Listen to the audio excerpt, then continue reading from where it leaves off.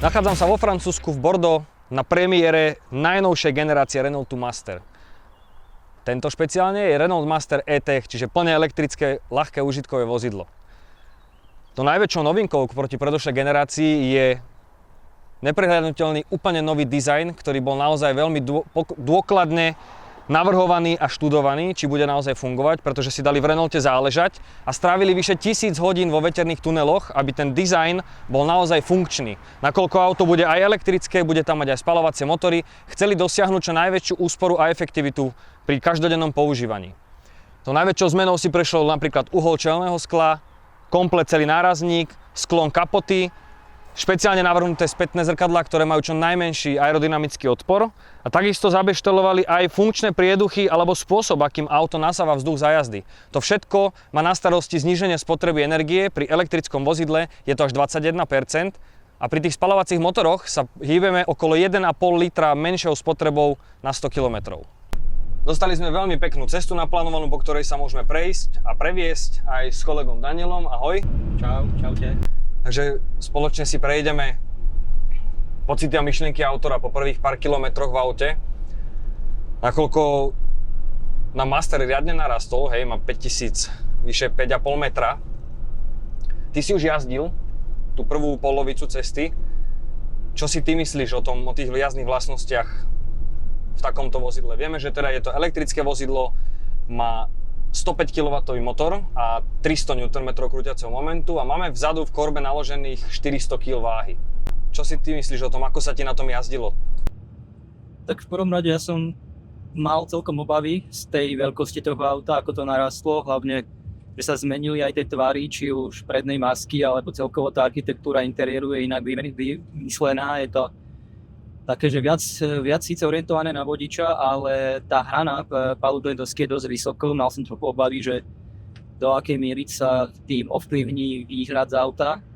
A musím povedať, že samozrejme je to trochu horšie, než keď jazdíte na starých Mastroch, tak tam je to čelné sklo naozaj obrovské, úzke a stopiky, ten výhľad je lepší. Ale toto je zvládnuté relatívne fajn. Možno, že sú nejaké uhly, kde už trošku komplikuje ten výhľad, palubná doska alebo ten masívny predok, ale zatiaľ, čo som pojazdil tých pár desiatok kilometrov, tak aj v tých úzkých uličkách, aj pri nejakom manévrovaní, nemal som nejaký zásadný problém, čiže z tohto pohľadu to podľa mňa vymysleli dobre. Áno, niektoré tie cesty sú tu naozaj úzke a teda vyhýbať sa tu ďalšiemu veľkému vozidlu, podobnému ako je Master, dá zabrať, ale dá sa to s ním aj napriek tomu, že sme v aute fakt chvíľu. To, čo si spomínal, tú prístrojovú dosku je naozaj obrovská. Ja si myslím, že načelné sklo dočiahne možno tak 10 cm nad jeho koncom. Čiže je to obrovské. Na druhej strane, ona v podstate kopíruje ten uhol tej prednej kapoty, čiže vytvára to taký dojem, že to je ešte oveľa dlhšie, ako to v skutočnosti je. A na druhej strane pribudlo tu strašne veľa odkladacích priestorov, ktoré sú, hej, na vrchu tej prístrojovej dosky sú vlastne 3 obrovské priestory. Jeden je nezatvárateľný, ale 2 sú plne zatvárateľné, čo je trošku škoda pre mňa, že keď ju otvoríš, tak on sa ti neotvorí úplne, musíš ho aj tak ty potom rukou dotiahnuť hore. To isté platí aj pre ten druhý. Čo si určite všimol aj ty už pri tom nastupovaní, držiaky na vodu, alebo teda cup holdery, ktoré sú presne v tom mieste, kde človek bude nastupovať. Není tu žiadne madlo, ktoré by si sa mohol chytiť, že nastúpiš donútra do auta. Máš tu len ten cup holder, ktorého sa môžeš chytiť, ak vám nič nebudeš mať, ale my sme to už skúšali aj včera, keď sme boli pri autách. A je to naozaj tak spravené, že keď sa o to oprie niekto ťažší, alebo že sa o to naozaj celou silou niekto oprie, tak to proste hneď odlomíš. A to nebudeš chcieť riešiť, pretože to je integrované v tej prístrojovej doske. Takto, neviem, či to odlomíš, až takou silou sa to zatiaľ neskúšali, uvidíme, prax ukáže. Nemôžeme si to dovoliť dneska, takže... Každopádne áno, takto nejaké to madlo alebo rukoveď tu chýbajú, lebo áno, do auta tým, že je vysoké, tak treba do neho naskakovať aj vlastne chalani, ktorí sú pomerne vysokí, tak to auto proste je masívne, akákoľvek postava skrátka do toho auta musí povyskočiť a tým pádom je dobre sa niečoho zachytiť. Áno, inštinktívne každý vlastne hneď chytal ten držak na tie nápoje, no ťažko povedať, že ako to bolo pri vývoji, že či na to nejako pozabudli dizajnéri, alebo čo sa stalo. No, predpokladám, že veľmi rýchlo sa na rôznych aftermarketových stránkach bude dať nájsť nejaké vadlo, ktoré sa to bude dať dokúpiť, lebo to naozaj chýba. No a... Čiže stretneme sa na černom trhu s madlami pre Renault Master. Asi hej. Je to veľká škoda. Je to veľká škoda, lebo fakt to bude každý využívať, bohužiaľ, tento cup holder. Je to fakt mínus za mňa. A ja si myslím, že sa naozaj veľmi jednoducho stane, že sa to proste opotrebuje. Hej, ten materiál tu není robený taký, aby bol nejaký extra trvácný, hej. Veď povedz sám, čohokoľvek sa dotkne na tej prístrojovke, proste hneď vrzga. Dobre, sme v pracovnom vozidle, berem, ale mohlo to byť trošku lepšie spravené. A ten držiak, to bude vec, ktorú kuriéri budú potrebovať, budú dennodenne využívať, budú za to nešťastní a myslím si, že Renault si za to vypije svoju horkú šálku kávy. To, čím sa Renault najviac hrdí momentálne je, že nový Master je postavený na tzv. Multienergetickej platforme, čo znamená, že je úplne jedno, ktorý model si objednáte, to šasie je rovnaké a je pripravené na to, aby držalo buď spaľovací motor, alebo tam bude elektromotor s baterkami, alebo nádrž na vodík. Dôležité je spomenúť aj to, že ako vlastne dokážeš nabíjať, čiže pri tej 87 kWh batérii alebo akumulátore dokážeš nabíjať AC-čkovo 22 kW a DC-čkovo až 130, čo je podľa mňa slušné. A keď budeš mať tú nižšiu baterku, tú 40 kWh, tak tam nabíjaš AC-čkovo 11 a DC-čkovo 50 kW. Áno, no ako z môjho pohľadu v tejto triede aut alebo v tomto segmente ľahkých užitkových hrá dôležitejšiu rolu skôr tá palubná nabíjačka, lebo No jasné.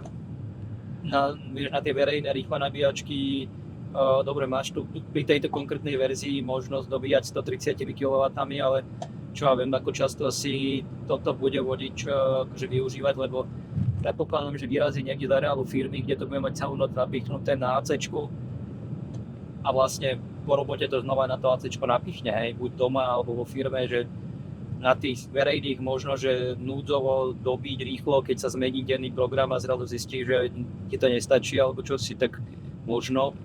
Ale ako jasné je super, že tých 130 kW tu v dispozícii máš, ale skôr si myslím, že v tomto prípade stojí za reč skôr to, že máš tam tých 22 kW na palubnej nabíjačke. Však je to dvojnásobok oproti tomu, čo ti ponúka tá slabšia baterka, no musel by som povedať do papieru, že ako to vychádza časovo, to som si zatiaľ nepozeral, priznám sa, ale tam si myslím, že asi to bude vo väčšine prípadov fungovať tak, že tie autá sa budú nabíjať niekde v areáli vo firme celú noc a to by malo vystačiť na to, aby ráno boli 100% nabité. No, veď jasné, keď to niekomu proste vyjde z bodu A do bodu B behom celého dňa so všetkými zastávkami, tak to jasne riešiť nebude, že ale už minimálne proste behneš cez deň na obed niekde a keď tam tá nabíjačka bude, tak to tam proste buchneš, nech ti to nabije čo najviac sa dá, aby si nemusel riskovať ten dojazd. No, áno, však hovorím, že... Ale čo je zaujímavé, vieš tu mať aj to vnútorné nabíjanie, že si tu vieš napojiť náradie, hej, počítač, tu vieš mať klasický cez kabel, sú tu C-čkové konektory, je tu nabíjať bezkontaktná nabíjačka na telefón, ale vnútri si vieš za príplatok vybaviť doslova zástrčku, z ktorej dokážeš napájať akýkoľvek prístroj, ktorý budeš vnútri mať, napríklad budeš predstavovať nejaké náradie pracovné, tak si tam zapneš vrtačku, pilu, čokoľvek tam budeš mať a dokonca dokážeš nabiť aj iný elektromobil, ale ako nám bolo včera povedané, to platí len pre tú nižšiu verziu. To 87 kWh batéria nedokáže spraviť, dokáže to spraviť len tá 40-ková, čo je akože zaujímavé. Máš menší dojazd, tak ešte niekomu daruj. Ale keď budeš ako kuriér, tak asi nebudeš z tohto svojho daného dojazdu uberať, keď budeš chcieť využiť čo najviac z neho. Elektrická verzia Masteru má digitálny displej aj pred sebou, no tie motorové zatiaľ majú len klasické budíky, ale máme informáciu, že už behom tohto roka sa bude dať za príplatok dokúpiť digitálny displej aj do tých spaľovacích verzií. Renault si dal naozaj záležať nielen na tom, ako auto bude vyzerať, ako bude fungovať po tej aerodynamickej stránke, hej, úspora a efektivita, ale myslela na to, že nie všetci zákazníci budú potrebovať mať veľký dojazd. lebo môžu jazdiť naozaj len v rámci nejakého mesta do tých 200-250 km. A v tom momente vlastne máš dva druhy kapacity batérie. Hej, jeden je 40 kWh a druhá je 87 kWh. To je tá, ktorú máme dnes. Tá má výkon 105 kW a 300 Nm krútiaceho momentu. A funguje to fajn. Ak potrebuješ prejsť dlhé cesty, táto verzia s tou 87 kWh batériou sa nazýva Long Range. Tá má udávaný dojazd podľa VLTP cez 420 km. Toľko nám ukazovala, keď sme ráno vychádzali. Takže uvidíme, koľko bude celkový nájazd, keď zastavíme znovu. A pri tej 40 kWh batérii sa ten dojazd píše okolo 200 až 230 km, čo vôbec není zlé. Keď si zoberieš, že budeš len ako poštár v meste, alebo možno fakt kuriér, že máš nejakú časť mesta, tak ti to môže úplne stačiť na to, aby si sa odviezol z jedného bodu do druhého a naspäť na základňu po obede.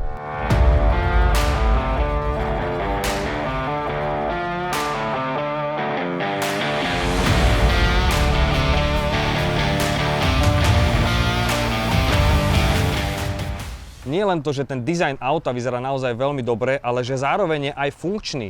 Preto sa vozidlo nazýva Aerovan, pretože venovali 1000 hodín vo veterných tuneloch, aby dokázali čo najefektívnejšie znížiť ten odpor.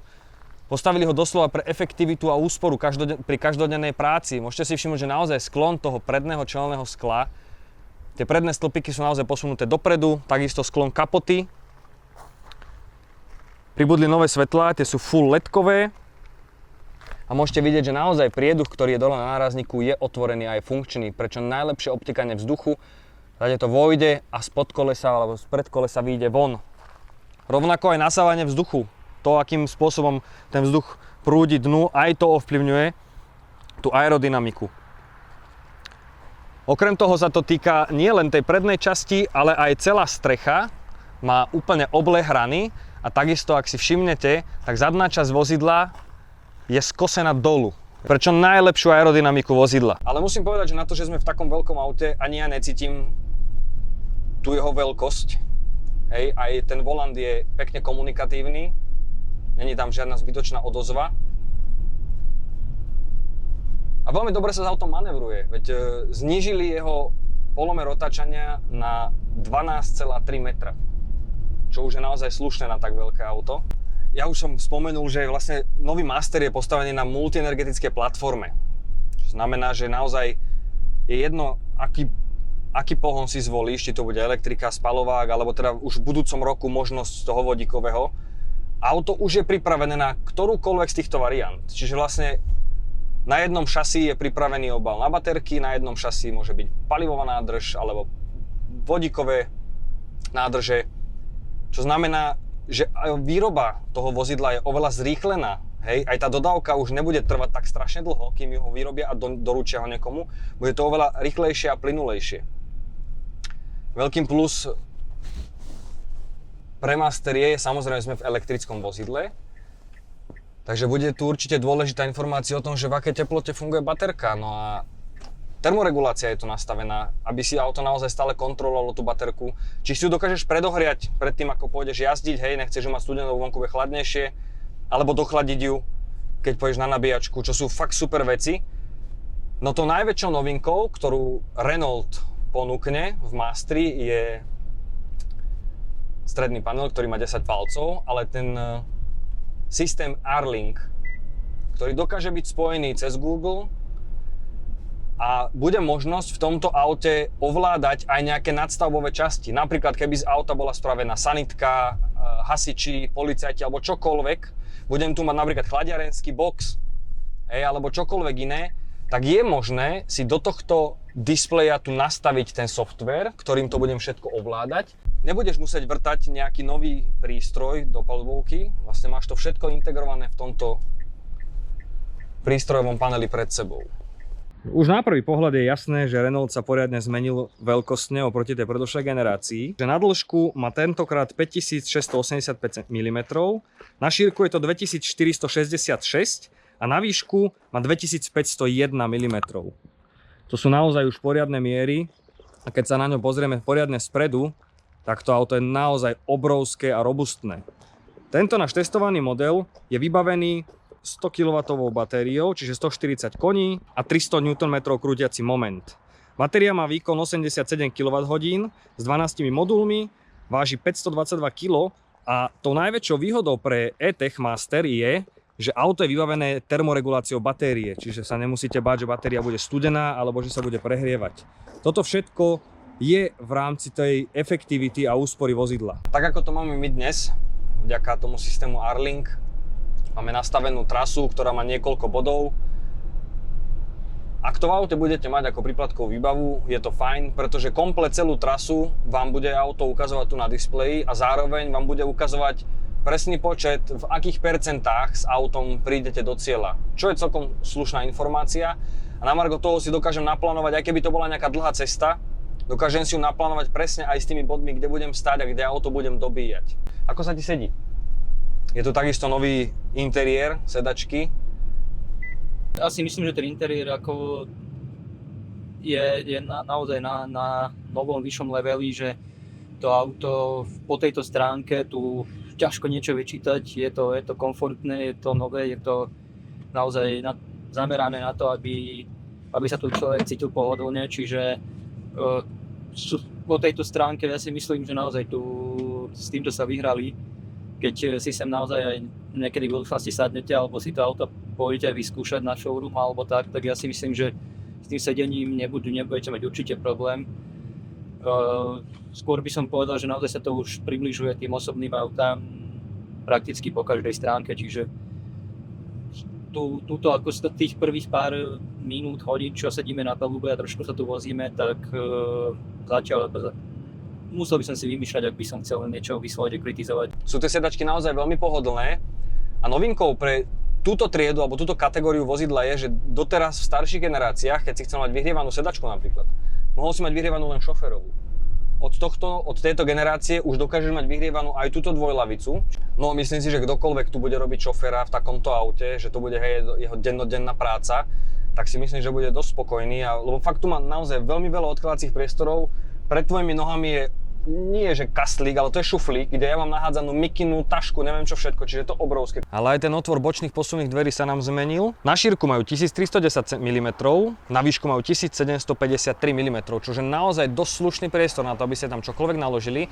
Môžete vidieť, že v našom testovanom modeli je naložená bedňa, ktorá má váhu 400 kg. Zatiaľ nemám šajnu o tom, že by v aute niečo také bolo naložené, pretože sa to správa naozaj tak, ako by bolo prázdne. Tento konferenčný stolík zo sedačky, teraz opierky toho stredného sedadla, ktorý je veľmi dobrý. V strede, hej, odkladací priestor vlastne na nejaké papiere, počítač, čokoľvek. Hej, ty tu máš odloženú mikinu.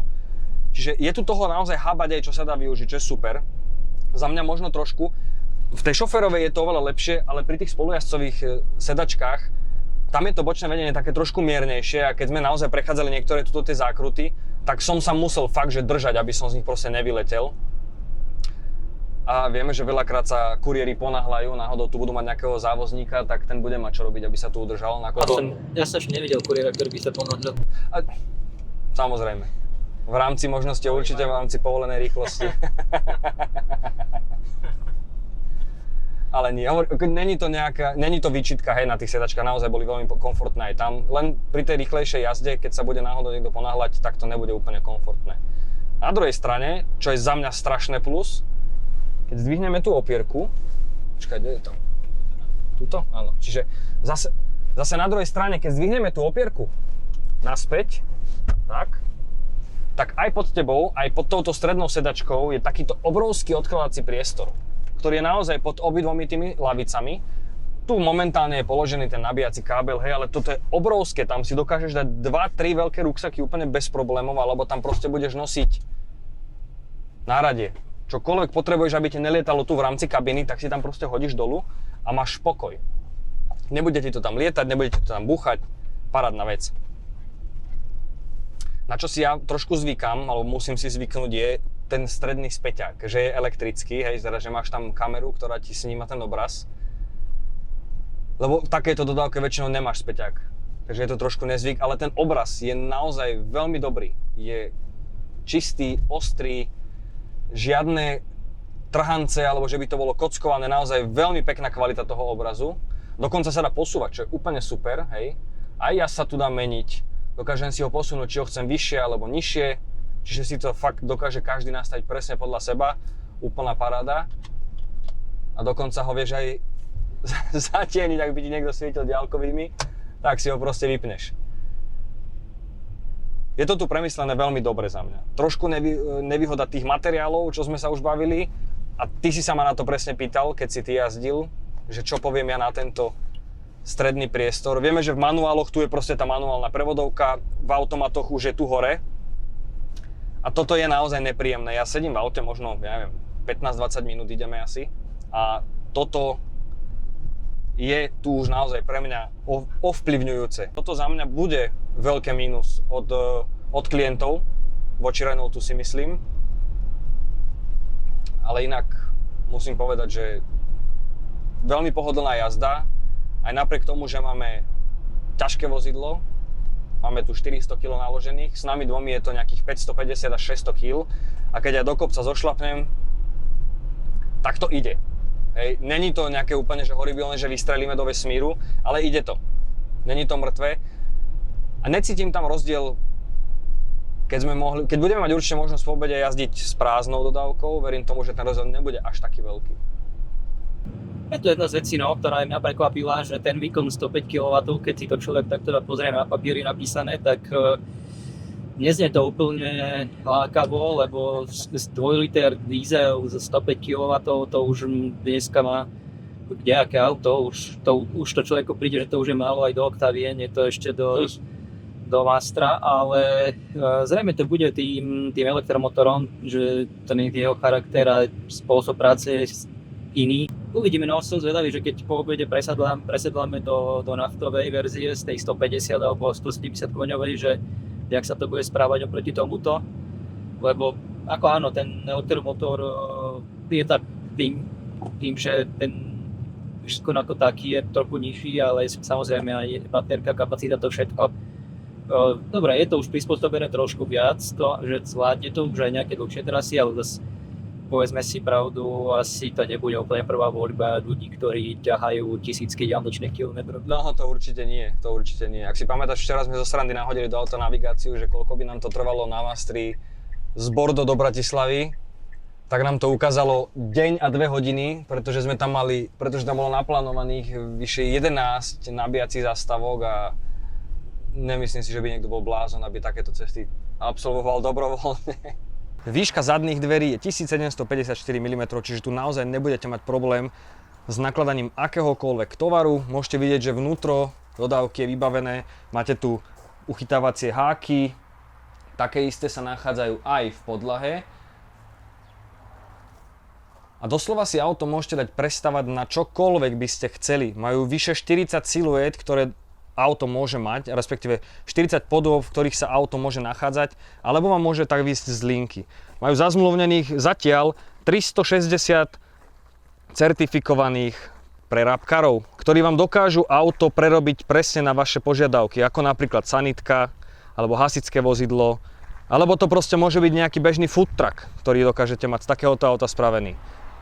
Takže nachádzame sa v druhom vozidle dnešného dňa, ktoré máme možnosť testovať. Je to vlastne Master, tentokrát je to s dieselovým 2 litrom o výkone 110 kW, čiže 150 koní a v tomto danom už máme manuálnu prevodovku, pretože vieme, že nová 9-stupňová automatická prevodovka bude možná počas tohto roka na zakúpenie, zatiaľ to je však stále len s manuálom. No už sme na ne prešli nejaké tie kilometre, ten rozdiel v tých výbavách, čo sa týka interiéru, je minimálny. Ale nemáme tu ten klasický kaslík pred kolenami kolegu, ale inak je to auto zvonku úplne rovnaký uhol čelného skla, takisto aj späťaky sú aerodynamicky upravené, spôsob, akým vlastne auto nasáva vzduch, je upravený, aby to fungovalo, a takisto aj tá veľkosť toho nárazníku. Je to v podstate identické auto až na to, že tu vzadu máme valník s výklapnou plošinou. Ty si už šoferoval tú prvú 3/4 hodinu až hodinu a teba presne špeciálne zaujímalo ten rozdiel výkonnostný v tých autách, že aké to bude pocitové. Tak tu máme 150 koní oproti tej slabšej verzii elektrickej, no čo hovoríš na to šoferovanie? robí rozdiel aj tá prevodovka, predsa len tu je to manuál, ale vo výsledku som trochu prekvapený, že ten rozdiel sa neukázal až tak. Možno paradoxne tým, že ten elektromotor ťahá prakticky od nuly, tak ono je to pocitovo možno ešte aj také dynamickejšie než toto, aj keď papierovo je tu o nejakých pár kilowattov viac, 105 versus 110. Áno, tak je to, 105 versus 110.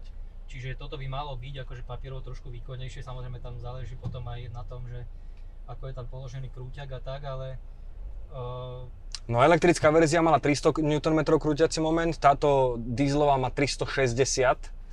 Čiže sú tam nejaké nárasty papierové, ale tak ako si ty povedal, je proste 100 a 1, mať to proste od nuly rovno pod nohou a tu, kde sa musíš naozaj hrať s tými otačkami, aby si dokázal vytočiť to auto, aby tam proste zašlapal ten výkon, tak to trošku trvá.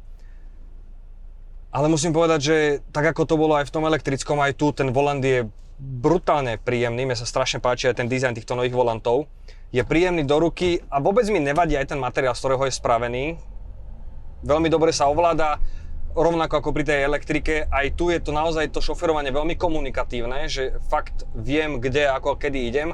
A to aj napriek tomu, že v Renaulte v týchto nových Masteroch je nový elektrický posilovač riadenia, stále mám dostatočne veľa informácií cez ten volant a to je podľa mňa dosť dôležité, keď to auto budem dennodenne využívať.